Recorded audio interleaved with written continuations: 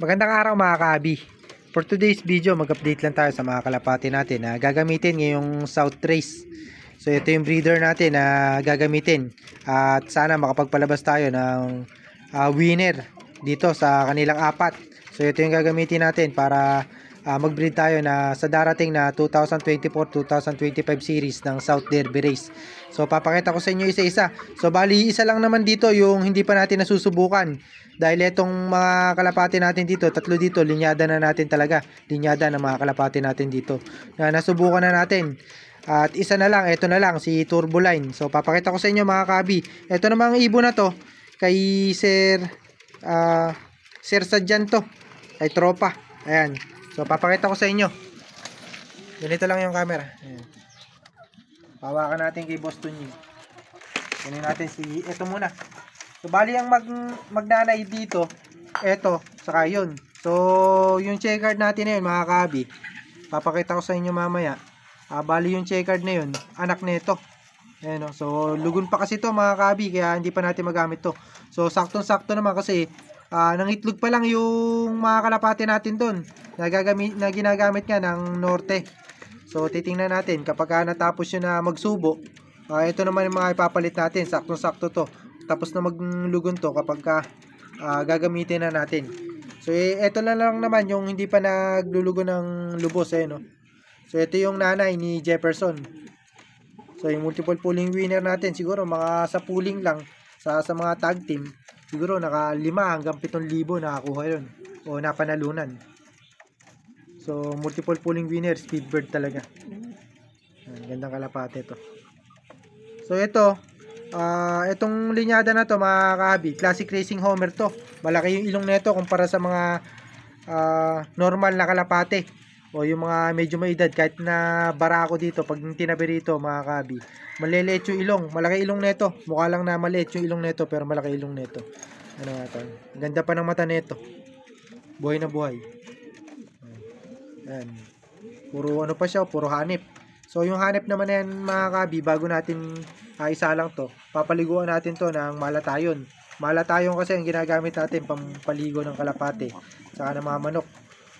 Sigurado tanggal lahat ng hanip no? Mahanip So kaya kailangan ano din kayo mga kabi, talagang nagkukondisyon kayo ng kalapate, nagpapaligo kayo. Ito yung anak, papakita ko sa inyo. Hen muna yon. So bali hen yung pinakita ko sa inyo muna kakabi. Ito naman yung isang hen na gagamitin natin. Ito maganda rin katawan, no? Bilugan. So parang si Jefferson to mga kakabi kasi kapatid to nabuo ni Jefferson. Yung Falcon line natin. Ayan, no? Gandang kalapate. Matapang pa yung mata. Ayan, tutok mo sa yung camera para makita. Ayan. Gandang kalapati to.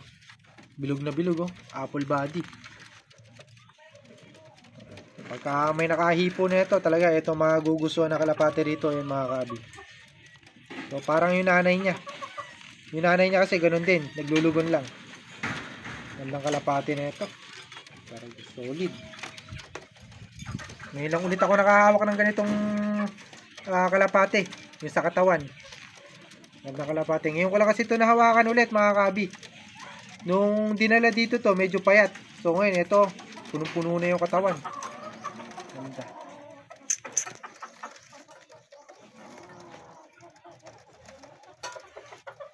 Ayos mo yung camera natin para makita nila.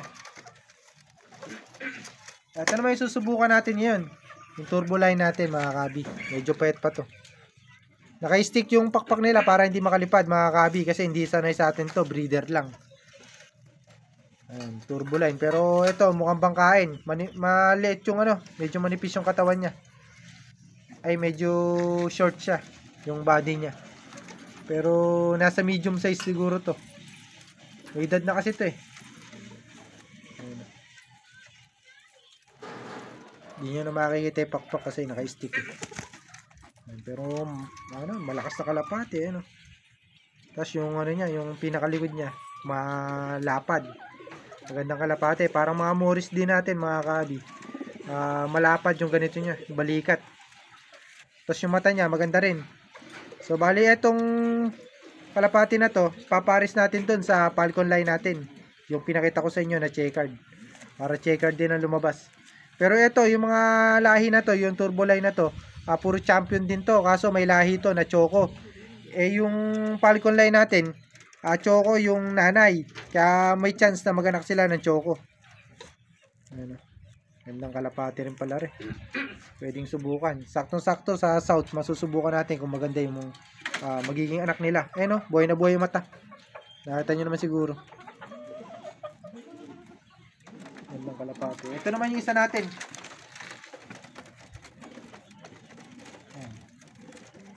Ito naman yung breeder natin. Ito yung Classic Racing Homer natin. Kaya ipaparis natin to sa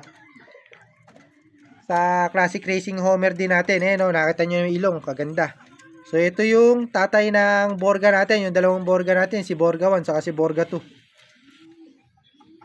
Laki ng ilong. Kaya kung napansin nyo mga kabi, bata pa lang yung kalapate natin na yung dalawang Borga. Borga na o malaki na ilong. Kasi yung tatay nila malaki ilong. Ano, gandang kalapate to.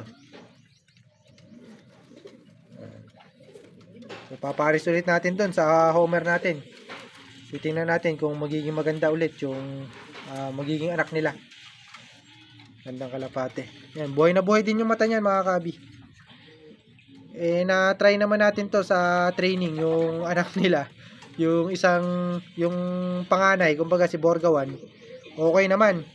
Mabilis naman uuwi. Saka talagang matyaga sa pag-uwi. Ang problema nga lang, nagka one eye cold ngayon. So, malalaman natin yan sa summer kung magiging maganda. So, ito naman kasi mga kabi. Bali ang kapatid nito, first overall, third overall, fifth overall, seventh overall. Yung kapatid nito sa tatay. Kaya talagang lahi ng champion. So, yung nanay nito, namatay na yun eh. Pero ano yun, Classic Racing Homer din, Borga rin. So, dun siya nagmana. Kaya malaki ilong. Yan, gandang kalapate. So, tayo nag-breed nito. Bali, ito. Para makita natin kung ilan. 2020 to. Pero ang edad ng ibon na to, 2021. Ayan, 2020 kasi ito yung 2021 bali. Bali 2 years pa lang tong kalapate natin na to. Mag 3-3. Hindi mag 2-2. Ayan. So yung singsing kasi nito, pang old bird na. Bata lang tong kalapate natin, sinuksok natin dito. Kumbaga late na. O yung pang old bird na singsing, yung kumbaga kinupasa na ng series. Ayan. Gandang kalapate. So ito yung gagamitin natin para sa South Race. So pinakita ko lang sa inyo mga kabi. At para sa ganun mga kabi, makilatis nyo kung maganda ba yung mga gagamitin natin na breeder. So thumbs up kayo dyan mga kabi kung nagandahan kayo, nagustuhan nyo yung gagamitin natin na breeder para sa South Derby Race nitong 2024-2025 series. So yun, maraming salamat at mag-comment na lang kayo kung nagustuhan nyo yung breeder natin na gagamitin.